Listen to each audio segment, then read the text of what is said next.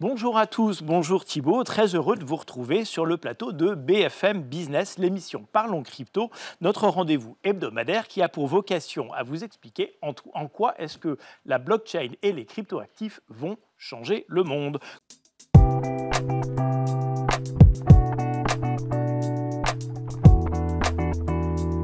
Comment vas-tu Thibaut? Ça va très bien, bonjour à tous. Alors de quoi on parle aujourd'hui?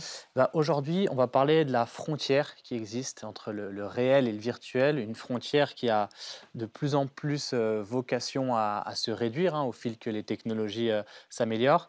Et on va parler justement de ça, cette réduction des frontières, qu'est-ce que ça implique, c'est quoi les possibilités, les opportunités qui en découlent, et c'est quoi aussi les limites et les risques qui y sont associés. Et pour ça, on va recevoir un champion français qui est pas très connu et pourtant quand on regarde le rendu de ce qu'ils font, ça mériterait un petit peu plus d'attention. Là, c'est l'entreprise MiraWorld, qui est donc une entreprise française, et on reçoit un de leurs monsieur blockchain, si je ne dis pas de bêtises, Oscar de Fougereau. Comment tu vas? Écoutez, super. Ravi d'être ici sur le plateau. Bon, on a une petite tradition ici, Oscar, c'est qu'on essaie de savoir quel est le parcours des gens qu'on invite avant d'arriver vers l'univers ou à l'univers de la blockchain. D'où tu viens? Alors, c'est une bonne question. Du coup, pour répondre à ta question, chez Mira, je suis en charge des partenariats Web3. C'est un peu une casquette fourre-tout dans laquelle on met beaucoup de choses. Donc, j'ai travaillé notamment sur la conceptualisation du monde de Mira et sur tout ce qui touche et traite autour du Web3 plus généralement. Donc, pour répondre, la blockchain, moi j'ai commencé en 2017, comme beaucoup, un bull run ou un autre. Donc moi, c'était celui de 2017. Et à ce moment-là, quand j'ai découvert la technologie de la blockchain, je me suis dit que c'était absolument passionnant. J'ai regardé, j'ai pas mal étudié du coup la blockchain, en tout cas comment ça fonctionnait, le processus de consensus et tout ce qui va avec. Et je me suis dit que c'était là-dedans que je voulais continuer. Donc pendant 2-3 ans, j'ai suivi. En fait, à ce moment-là, j'ai découvert Mira. J'étais conquis par Mira, par à la fois du coup ce qu'il propose, l'ambition du projet, mais aussi du coup le fort potentiel de Mira aujourd'hui. Donc j'ai rejoint les fondateurs pour notamment travailler sur cette brique Web3. Et d'où tu viens avant? Et d'où je viens avant? Alors avant, j'étais en école de commerce et j'ai fait un peu de conseil. J'ai du coup abandonné la branche conseil pour pouvoir me focaliser à fond sur le Web3. Alors, Thibaut vous a présenté comme un expert de cette organisation, de ce monde de la blockchain, dans un créneau qui est très, très spécifique. Ça fait quoi, MiraWorld? Alors, Mira, c'est un métaverse hyper réaliste, expérientiel. Il a été conçu pour les créateurs 3D exigeants. En fait, il existe aujourd'hui pas beaucoup de métaverses ou d'espaces, de plateformes sur lesquelles on peut héberger du contenu 3D. Donc l'objectif et l'ambition de Mira, c'est avant tout de pouvoir proposer des expériences, à la fois qui vous prennent dans tous les sens, dans le sens où on utilise la réalité virtuelle pour faire vivre des expériences. Aujourd'hui, la réalité virtuelle, c'est pas mal utilisé évidemment dans quelques applications, mais l'objectif de Mira, c'est d'avoir vraiment ce degré de réalisme poussé à l'extrême pour que les gens, quand ils viennent pour la première fois, ils vivent quelque chose. Mira, c'est avant tout donc une boîte très internationale. On a eu à peu près 7-8 nationalités différentes dans les équipes. On est une trentaine de personnes aujourd'hui. Je suis arrivé, il y a 1 an et demi, on a levé des fonds pour pouvoir accélérer. On est passé en fait d'un POC, si on peut dire ça comme ça, à un vrai projet aujourd'hui où on a beaucoup recruté. Et l'ambition, c'est de devenir Mira, le métaverse hyper réaliste, avec une ambition très internationale. Hyper réaliste, ça veut dire que je suis en fait projeté dans un univers qui correspond à celui du monde réel. Alors, hyper réaliste, ça a plusieurs définitions. Le hyper réalisme dont on peut parler, ça peut être la sensation d'être dans un univers qui appartient au réel. Ça peut être autre chose aussi. Ça peut être, si vous voulez, avoir une sensation d'être dans un univers qui semble très réel et pourtant qui est totalement onirique. En fait, il y a les deux. Il y a à la fois cet ancrage très géographique que l'on prône notamment avec les partenaires avec qui on travaille, mais aussi on peut réaliser en fait n'importe quel type d'expérience qui peuvent être non pas réelles, mais qui peuvent avoir un tel ressemblant de réalisme qu'on pourrait s'y croire et pourrait s'y perdre en fait. On reviendra sur tout ça. Thibaut? Ouais, en préambule, avant de rentrer un petit peu dans les détails, moi, il y a toujours quelque chose qui me fascine dans ce type de métier, c'est qu'on parle beaucoup de métaverse, de ces nouveaux mondes. On a toujours tendance à se focaliser sur le rendu final en fait, de l'expérience ou des vidéos qu'on peut voir. Et tu l'as évoqué dans la description, en fait. Tu as évoqué pas mal de couches technologiques, pas mal de métiers. Est-ce que tu peux refaire une overview? Parce que de ce que j'ai vu, j'avais regardé un petit peu, il y a plein de métiers qui sont ultra différents aujourd'hui chez Mira. Est-ce que tu peux dire, voilà, pour arriver à ce rendu hyper réaliste, nous, on doit combiner tous ces métiers-là. Est-ce que tu peux lister un peu toutes les compétences et pour qu'on voit la diversité Bien sûr. C'est vrai que c'est assez compliqué. Créer au final un métaverse, c'est quand même, on a besoin d'avoir énormément de compétences différentes. Ça passe avant tout déjà par des équipes Web3 pour la branche économique. On a besoin de développeurs, on a besoin d'artistes 3D, des CGI artistes qui viennent créer les expériences. On a besoin du gameplay aussi. On a besoin d'énormément de partenaires sur la partie technologique pour nous aider, pour nous appuyer. Donc on a toute une équipe de partenariats pour notamment aussi développer nos réseaux d'agences, nos réseaux de studios, de studios 3D. Parce que Mira, c'est avant tout aussi un écosystème. Et on a aussi évidemment de la communication et des fonctions un peu classiques qu'on pourrait retrouver dans n'importe quelle entreprise. Comment on fait pour faire cohabiter tous ces gens autour d'un projet? Ils sont tous quelquefois difficiles à rendre compatibles. Comment est-ce qu'on fait pour homogénéiser tout ça? Comment ça gère une équipe pareille? C'est une excellente question. C'est un vrai défi de challenger, de réussir à créer une expérience commune avec énormément de nationalités, d'équipes un peu partout. Alors, on représente quand même très bien le future of work aujourd'hui. Le fait qu'on crée un métaverse, au final, ça va quand même relativement bien avec nos équipes. L'objectif, c'est avant tout de fédérer, d'avoir une bonne organisation pour savoir et répartir les tâches entre qui fait quoi, dans quelle ambition, dans quel objectif. Donc, c'est beaucoup de communication, beaucoup de formation. Et après, c'est ce qui apporte la richesse, cette diversité d'équipes dans le monde de Mira. Et puis comme souvent dans ces cas-là, c'est le but commun partagé. Totalement. C'est que tout le monde travaille dans le même but, qui est celui de développer l'entreprise. Une dizaine de nationalités, c'est ça, aujourd'hui? C'est ça, il y en a 7. Ok, c'est pas mal, ça commence à faire un petit peu de monde. Aujourd'hui, il y a déjà des expériences qui ont déjà été mises en œuvre. Alors, certaines dont on peut parler, d'autres dans lesquelles on peut moins parler. Dans ce qu'on peut parler, il y avait notamment une expérience avec Chanel, dont les images sont disponibles, qui sont assez bluffantes. Combien de temps que ça prend, globalement, de réaliser un projet comme celui-ci? Et globalement, c'est difficile de donner un chiffre précis, parce qu'en fonction de l'expérience qu'on va faire, c'est plus ou moins long. Mais concrètement, aujourd'hui, combien de temps ça prend? Alors, c'est une question qui est quasiment impossible à répondre. Ça dépend évidemment de la nature du projet. Aujourd'hui, on propose plusieurs offres, à la fois des offres qui sont pré-packagées, donc dans lesquelles il y a déjà des assets qui sont créés, existants, que vous pouvez juste brander dans le cadre de votre entreprise. Donc ça peut être très rapide, ça peut prendre juste quelques jours, voire quelques petites semaines. Sinon, après, pour les plus gros projets où là, on doit tout recréer de A à Z, il y a à la fois une direction artistique. Après, il y a la recréation de l'ensemble des assets 3D, ça peut prendre quelques semaines, voire quelques mois pour les très gros projets. Et toi, tu te positionnes en tant que uniquement la partie technique, et tu as des boîtes externes qui viennent accompagner les projets, ou le partie accompagnement, tu l'as fait aussi en interne? Alors, l'objectif de Mira, c'est vraiment d'être une plateforme. Donc, c'est avant tout de s'entourer de partenaires pour gérer l'ensemble de ces tâches. Okay. Nous, on a un rôle d'hébergeur avant tout. Alors, moi, je voudrais qu'on revienne une seconde, un tout petit peu en amont de tout ça, qui est au travers, par exemple, de la description de ce projet que vous avez fait pour Chanel, par exemple, et de revenir sur qu'est-ce que c'est qu'une expérience immersive, de façon très pragmatique. C'est-à-dire, c'est quoi? J'ai un casque de réalité virtuelle, je me promène dans un univers, quelles sont les sensations qu'on va pouvoir me proposer? Enfin, je veux dire, c'est quoi, comment ça évolue? Comment on évolue là-dedans? Donc, l'immersion vient du casque de réalité virtuelle. On propose aussi des expériences sur PC et sur mobile, notamment pour pouvoir démocratiser l'accès à la plateforme. Donc, c'est cross-plateforme, ce qui fait que si vous rentrez avec votre téléphone portable, vous pourrez voir les personnes qui sont en réalité virtuelle, et l'inversement, vous pourrez discuter. Donc, c'est à la fois très interactif entre les deux. Mais la VR, donc l'immersion, vient du casque. Le casque, du coup, qui est un casque en réalité virtuelle, donc en 3D. Vous plongez comme si vous étiez un caractère à l'intérieur d'un monde, ou même juste d'un élément du réel qui a été recréé ou reconstitué dans son intégralité en 3D. Et là, à ce moment, vous pouvez vous balader. Il y a deux manières en fait, de se déplacer dans les mondes virtuels. C'est soit vous vous déplacez comme dans les jeux vidéo avec un joystick, et à ce moment-là, vous pouvez vous déplacer sur tout le plateau, soit vous faites ce qu'on appelle des petits bonds de téléportation, pour éviter d'être trop confus, mais c'est des petits sauts un peu comme si vous étiez un lapin, qui vous permet en fait, de vous déplacer à l'intérieur de l'univers. Et là, après, quand vous êtes à l'intérieur, vous avez une vue à 360 en réalité virtuelle, Donc vous pouvez vous déplacer physiquement, mais aussi avec votre joystick. C'est un mix des deux, parce que souvent vous êtes dans des espaces qui sont relativement contraints, donc vous ne pouvez pas non plus aller à l'autre bout de la pièce.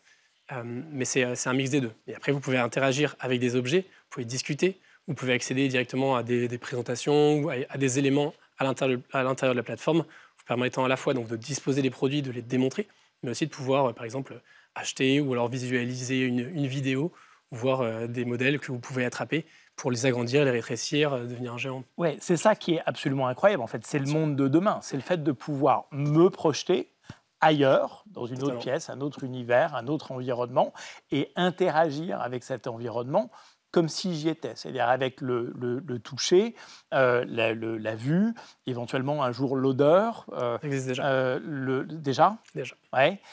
Et donc, en fait, c'est une projection de moi-même que je peux faire là-dedans. Donc, demain, ça me permet d'être dans une salle de réunion virtuelle, ça me permet de partir virtuellement en vacances, ça permet de faire du tourisme virtuel, ça permet quoi d'autre ?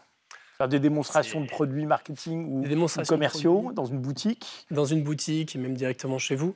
En fait, les cas d'usage sont multiples aujourd'hui et les cas d'usage sont presque encore inexistants. Dans le sens où les marques ne savent pas encore totalement comment s'approprier cette technologie. On les aide, on les accompagne un peu dans la définition de ces différents cas d'usage, mais c'est très précis souvent et très spécifique en fonction du besoin. Donc ça va vraiment dépendre et varier de ce que vous voulez en faire. Si c'est dans un objectif de développer des expériences pour vos consommateurs les plus fidèles, si c'est de faire des expériences pour démontrer un produit, c'est pour faire revivre par exemple l'héritage de votre marque. Ce qui est intéressant, c'est que vous pouvez revenir dans le temps en recréant des choses qui n'existaient pas. L'objectif en fait avec ce type de technologie, c'est de pouvoir accéder à quelque chose auquel vous n'avez pas accès. Soit parce que physiquement vous êtes trop éloigné.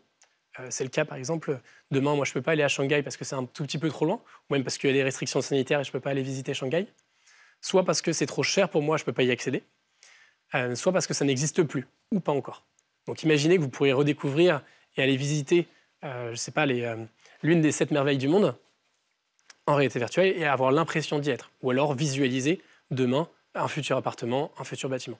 C'est un mix en fait des deux qui vous permet d'avoir une expérience quasiment VIP ou une expérience auquel vous n'auriez pas accès. Et en fait, aujourd'hui, il existe énormément de monuments, il existe énormément de choses qui ne sont pas accès au grand public, mais qui peuvent être modélisées pour ensuite les rendre accessibles à travers un casque. Oui, en fait, il y a une déclinaison à l'infini des cas d'usage de ce qui en fait sa complexité. Et dans ce que tu as dit, justement, tu as dit aujourd'hui, les cas d'usage, ils sont même encore à définir parce que les marques ont encore du mal un petit peu à s'approprier la technologie et savoir tout ce qu'on peut faire avec. C'est une limite qui est juste dans la réflexion parce que ce n'est pas encore dans les codes, ou il y a encore des limites techniques. Aujourd'hui, ces barrières techniques, on les a quand même passées. Alors, il y a toujours des limites techniques, notamment liées à l'immersivité. Si on veut avoir une expérience très forte, il faut avoir un casque de VR. Les casques de VR ne sont pas encore totalement démocratisés, soyons honnêtes. Ouais. En revanche, c'est aussi et surtout quand même une contrainte de la part des entreprises, en tout cas des commanditaires d'expérience, parce que les gens ne savent pas encore quoi en faire. Ok. Et justement, pour la transition, il y a aussi, je pense, une réalité économique qui est que ce type d'expérience, aujourd'hui, ça prend du temps, ça coûte encore cher parce que les technologies, on apprend à les découvrir. Il n'y a pas beaucoup d'acteurs qui sont capables de maîtriser, d'aller très loin dans le détail, même si je pense que cette barrière-là, plus on avance dans le temps, je pense que plus elle a tendance à se réduire parce qu'on apprend à mieux maîtriser les outils et la technologie évolue. Globalement, chez vous, par exemple, c'est quoi? J'ai vu qu'il y avait différentes briques sur la partie business model et économie. C'est quoi ces différentes briques et comment vous monétisez tout ça? Alors, la monétisation, il y a 2 axes.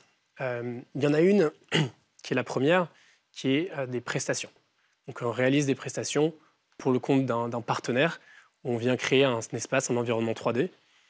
Donc ça, c'est le build. Et ensuite, après, on vient faire tourner l'expérience. Donc, on vient l'héberger et la maintenir dans le temps. Ça, c'est le run. Et la deuxième sous-brique qui vient après les prestations, donc c'est la monétisation in-game.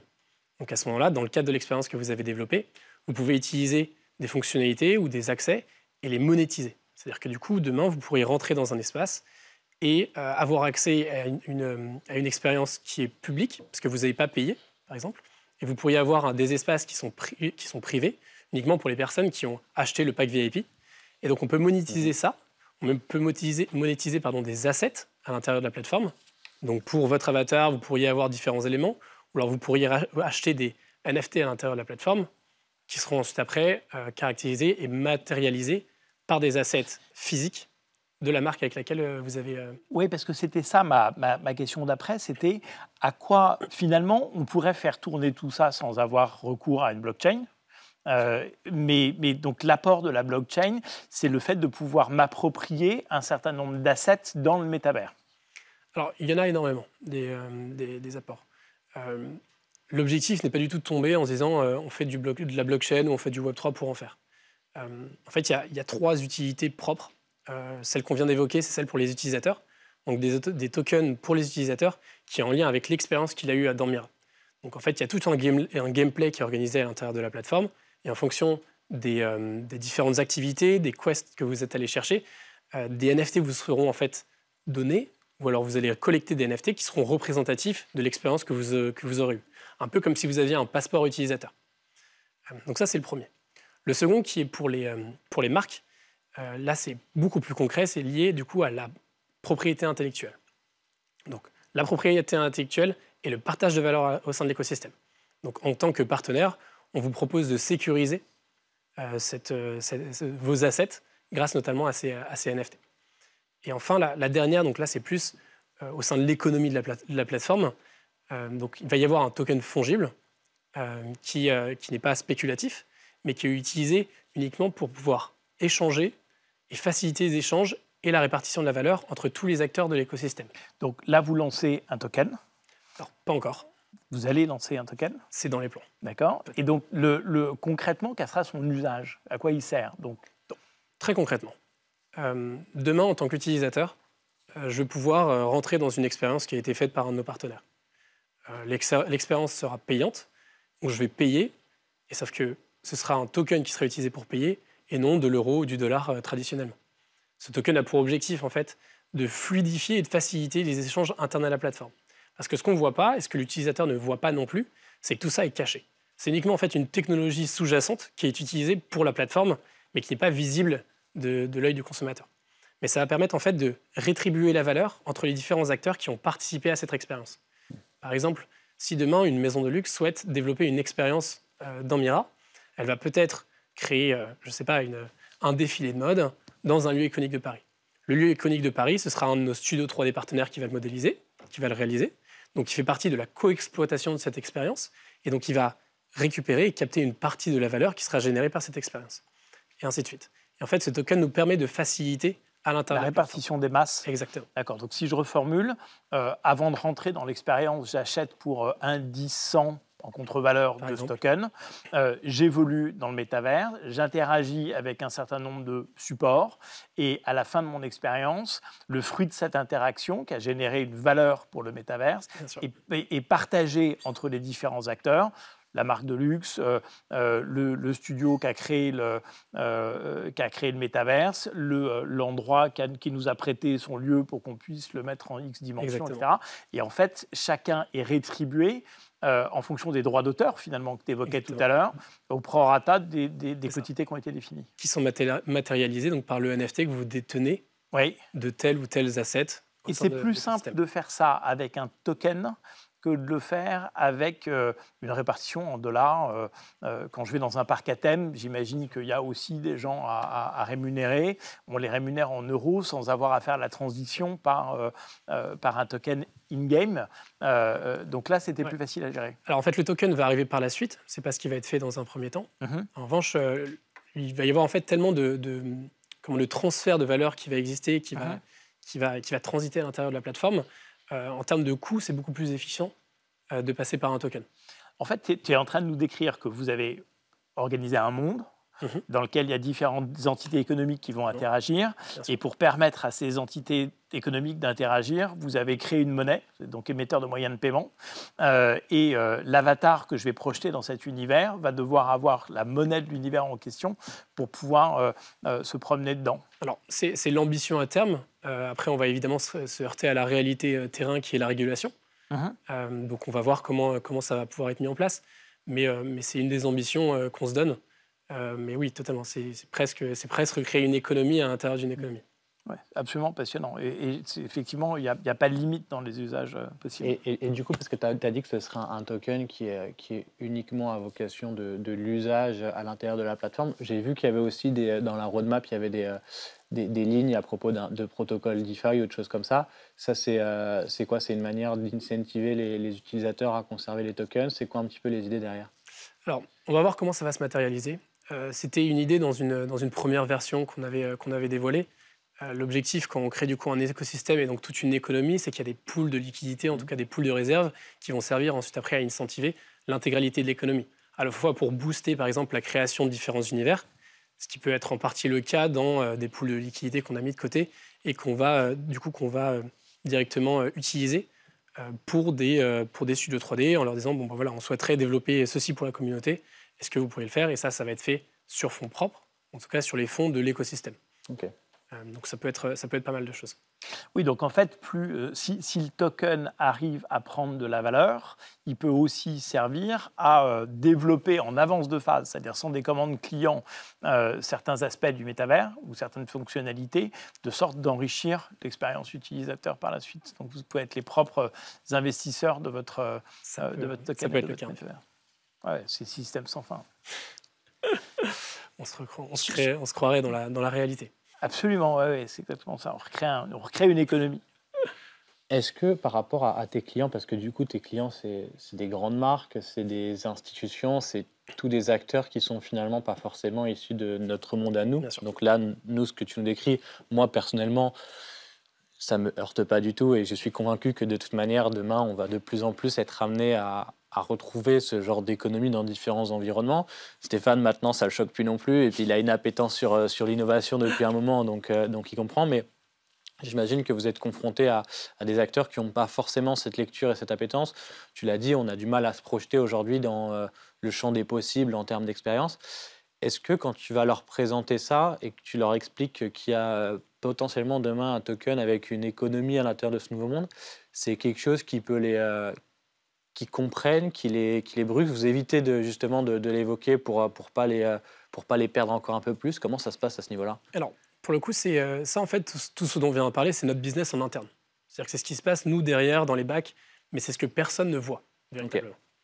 Okay. Dans les faits, les marques, en fait, ne voient l'intérêt des NFT, en tout cas de ces tokens, pour la sécurisation de leur propriété intellectuelle. Ça, c'est le cas. C'est le cas aussi, ils comprennent, pour le partage de la valeur des différents actifs. En revanche, ils ne sont pas encore prêts aujourd'hui à ce stade à utiliser les crypto-monnaies. Et donc, toutes les transactions en crypto-monnaie, c'est nous qui le faisons. Et en fait, avec les marques, on traite uniquement en fiat ou fiat.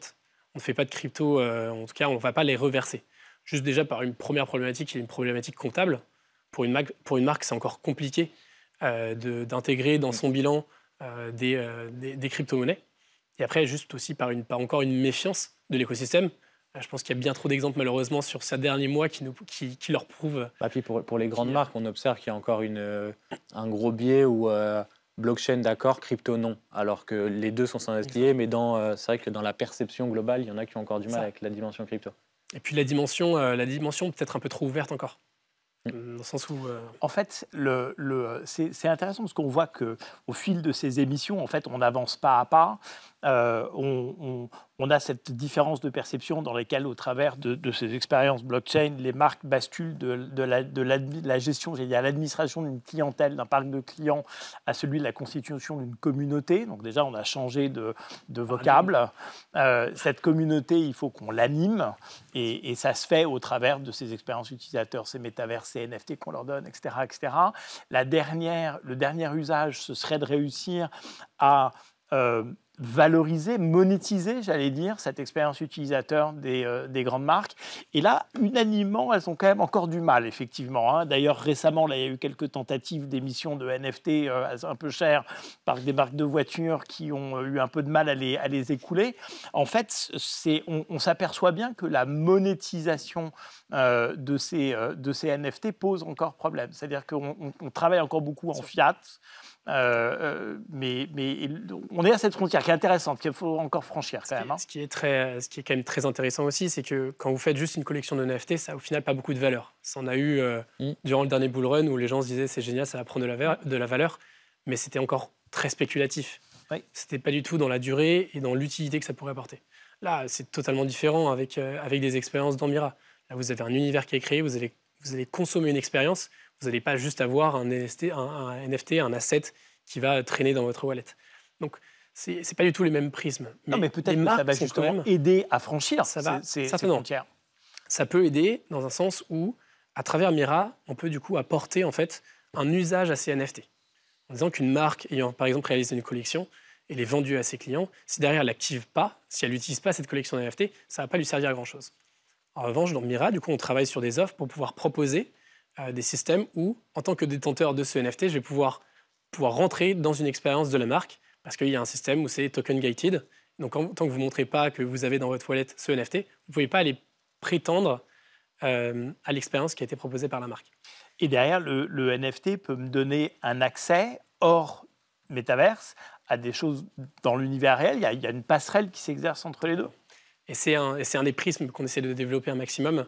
Le fait qu'on soit ancré dans la géographie et que les gens puissent se retrouver et comprendre où ils sont et qu'on travaille aussi avec les marques. L'objectif, c'est faire cette passerelle. À la fois, par exemple, quand demain vous achèterez une basket dans un magasin relativement connu de chaussures, vous pourriez avoir le pendant en NFT qui sera utilisé et que vous l'aurez sur votre avatar. Et vice-versa. Exactement. Passionnant. Je n'imagine pas la tête que je vais avoir dans le métavers. Est-ce que justement tous les effets, donc là tu as parlé que maintenant les marques étaient plus exigeantes aussi, et d'ailleurs l'écosystème est plus exigeant avec les NFT, et ça devient de plus en plus difficile de faire une collection juste avec la spéculation. Voilà, il y a eu tout un effet de mode autour de tous ces sujets, les NFT, le métavers. Est-ce que vous avez perçu ça comme quelque chose de bénéfique? Parce que du coup, Mira, on ne l'a pas dit, mais Mira, ça existe depuis 2016, donc avant qu'on évoque les termes métaverse, avant qu'on évoque les termes NFT, donc il y avait déjà une notion de création auparavant. Est-ce que tout cet engouement-là, il vous a amené de la visibilité et permis justement de lever certains leviers, ou au contraire, ça a un petit peu, entre guillemets, polluer cet écosystème en faisant croire des choses qui n'étaient pas réalisables? On a vu des gens qui levaient 5 millions en espérant qu'avec 5 millions seulement, ils allaient partir de zéro et monter un métaverse complet, alors que il faut bien plus que ça, il faut bien plus d'équipes. Comment ça a été perçu pour vous, ça? Alors, c'est assez marrant parce que les deux pendant ont quand même été bons et pas bons pour nous, mais aussi pour l'écosystème. Le premier, quand même, le fait qu'il y ait autant d'engouement autour des métaverses et que ce soit sorti, fait qu'aujourd'hui, les gens savent ou ont une idée ou pensent savoir ce qu'est un métaverse. Ce qui a donc été très pratique, en tout cas, ça a été très utile pour nous, pour démocratiser le terme et que les gens comprennent un minimum ce qu'on est en train de faire. Et puis finalement, ça a donné un nom à ce qu'on était en train de faire. Qu'on le veuille ou non, personne, même nous, on n'était pas encore très sûrs de comment on allait nommer notre produit. Il rentrait en fait dans aucune case. Donc ça nous a servi pour la notoriété. En revanche, ça nous a aussi servi, cette notoriété nous a desservi, notamment à cause de la mauvaise presse liée par exemple à Meta, et que, évidemment, énormément de projets voulaient prétendre développer un metaverse from scratch, quand dans les faits, ce n'était pas vraiment possible. Mais ça nous a permis quand même de lever des fonds il y a 1 an et demi, dans une économie aussi qui a été florissante, et qui nous donne aussi encore aujourd'hui la possibilité de créer un projet sur long terme. En revanche, du coup, on fait attention, donc on apprend des erreurs des autres, et en fait, on ne va pas ouvrir notre projet tout de suite, le plus rapidement possible. L'objectif, c'est de continuer à créer et de ne pas sortir un produit qui ne soit pas finalisé. Déjà, il a un très très bon stade de développement aujourd'hui, mais on veut faire les choses bien et les choses dans la durée. Et ça ne se fait pas en 2 ans. On a vu des images de vous avec Jean-Noël Barrot. C'est quoi la prise de conscience des politiques autour de l'importance de s'investir dans ce type de projet? C'est intéressant. J'en avais discuté du coup avec son directeur du cabinet, Renaud. Et il est vrai que... Oui, c'est le ministre du numérique. Totalement. Et les politiques aujourd'hui, en fait, prennent conscience quand même, évidemment, que les métavers se développent. Ils sont sur la question. En revanche, en fait, c'est tellement complexe comme sujet, dans le sens où, à réguler, c'est très difficile. Parce qu'en fait, vu que c'est multidisciplinaire, et nous on le voit bien aussi dans les équipes, on se retrouve à avoir en fait de nombreux corps de métier qui sont impliqués dans la régulation et aussi dans la mise en place, par exemple, de subventions ou alors d'élan qui pourraient donner vent à différents projets au sein de l'écosystème. Et chaque ministère, en fait, a son prisme. Le ministère du numérique a encore son prisme très DeFi, crypto. Ah oui. Même s'ils sont en train d'étudier, ils sont en train d'étudier la technologie. Comment réussir à développer la technologie de base. Donc, par exemple, les moteurs de jeu ou les moteurs qui sont utilisés pour faire des métaverses. Et ça, dans ce cadre-là, donc il y a une bataille qui va être effectuée entre les géants français et les géants américains qui va certainement arriver. Mais c'est quand même assez c'est pris en conscience, mais c'est assez difficile encore à mettre des mots et à poser des actions. Tu évoquais cette bataille entre les géants français et les géants américains. On en est où de cette bataille? On est positionné comment? On est un peu devant, très loin derrière, dans cet univers des métaverses. Est-ce qu'on arrive à le quantifier, à le qualifier? Alors, oui, on est capable de le quantifier. Comment on le quantifie? On le quantifie selon le nombre de projets, selon la valeur des différents projets. Il y a deux gros compétiteurs qui sont leaders, qui sont Unreal Engine et Unity. Le français Ubisoft. Et encore un peu derrière, en tout cas, on n'a pas vu de grands métavers utilisant la technologie d'Ubisoft. Même Meta utilise sa propre technologie, en tout cas de moteur de jeu, pour développer le sien. Donc, on est un petit peu en retard là-dessus. Et le problème, c'est qu'il y a un vrai phénomène d'écosystème. Ce n'est pas simplement une technologie que vous venez utiliser. C'est à la fois toute une communauté de créateurs, de développeurs que vous devez fédérer. Et là-dessus, c'est vrai que les Américains ont peut-être une longueur d'avance. Demain, ce sera personnellement ma dernière question. Demain, il y aura plusieurs métaverses qui vont cohabiter. On a une idée de combien peuvent cohabiter? Je veux dire, par assimilation ou par comparaison à l'univers d'aujourd'hui, on a tous Facebook, LinkedIn, Instagram, WhatsApp. Je veux dire, la liste est infinie et on passe notre temps à aller de l'un à l'autre. Est-ce que demain, quand on sera plus en Web 1 ou en Web 2 sur ces applis et qu'on sera dans des métaverses, on s'est projeté, on a réfléchi à avec combien de métaverses on allait pouvoir interagir? J'ai encore rien vu à ce stade, en tout cas, Ouais. aucune recherche spécifique. Nous, on est persuadés qu'il va y en avoir beaucoup. Ouais. Beaucoup parce que c'est autant de champs d'expression que de besoins. Donc, tous les phénomènes comme Roblox, Fortnite, qui peuvent être un peu assimilés à des métaverses aujourd'hui, vont continuer d'exister. Il y en aura plein d'autres, mais qui vont être tous différents selon leurs usages, selon leurs désirs. C'est quasiment infini. Ça va tous nous rendre complètement schizophrènes. Extraordinaire, on va avoir 12 vies. Top. On est au bout, on est un peu pris par le temps. Juste pour terminer, comment on peut suivre l'évolution de Mira pour ceux qui écoutent et qui veulent un peu savoir la suite? Comment est-ce qu'on peut vous suivre? Alors, vous pouvez nous suivre sur les différents réseaux sociaux, Twitter, LinkedIn. Vous pouvez rejoindre notre page Discord aussi pour voir l'évolution. On va beaucoup communiquer là prochainement, parce qu'on a pas mal d'expériences qui commencent à arriver, en tout cas de projets qui vont bientôt être dévoilés. Donc voilà, ça va être les principaux canaux. Bon, on arrive au terme de cette émission. Merci beaucoup, Oscar, Merci à vous. de ton intervention. C'était absolument passionnant. Je crois qu'on aurait pu faire encore au moins une demi-heure sur ce sujet-là. Si vous avez aimé l'émission du jour, n'hésitez pas à nous le faire savoir. Un petit pouce bleu avant de mettre un commentaire. Et si vous avez des personnalités de l'écosystème que vous aimeriez nous voir inviter, ou alors des projets dont vous aimeriez que nous parlions, n'hésitez pas à nous en faire part en commentaire. Et je vous dis à la semaine prochaine.